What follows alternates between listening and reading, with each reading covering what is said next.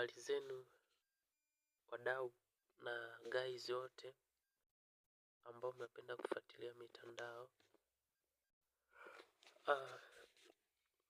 Kwa wale wapenzi wa kufuatilia sana mambo ya Mungu, Biblia, sijui nini, labda mnaweza mkanipa kidogo ufahamu. Mwanadamu ameumbwa katika mwili na roho. Sasa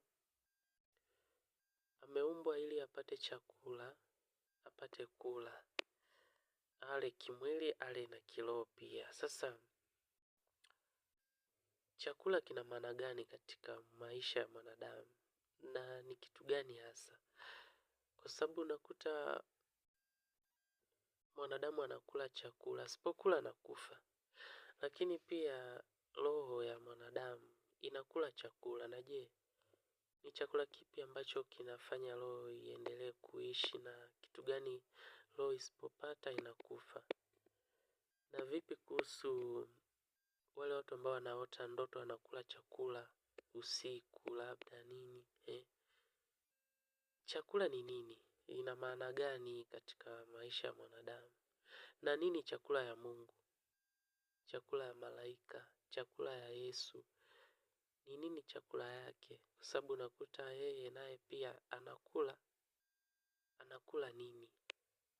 Mwanadamu anakula, na amemuumba mwanadamu kwa mfano wake.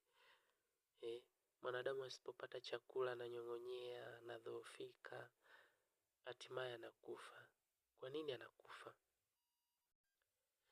Na kwa nini tule? Na kwa nini chakula chetu sisi kinapikwa tofauti na wanyama?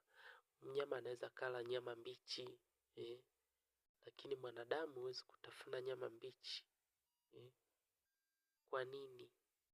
Hii mnaweza mkanisaidia. Na kwa nini chakula kiliwekwa kwenye maisha ya mwanadamu? Kwa nini mwanadamu asingeumbwa asiwe anakula chakula? Je, mwanadamu aliumbwa asife pia? Sasa na pia asingekufa labda kutokana na chakula. Mbeleni ingekuwaje kama Mungu alidai kwamba mwanadamu kamuumba ili asife? Sasa anakufa. Na je, tukienda mbinguni huko kutakuwa kuna chakula yetu na sisi, au ni duniani tu?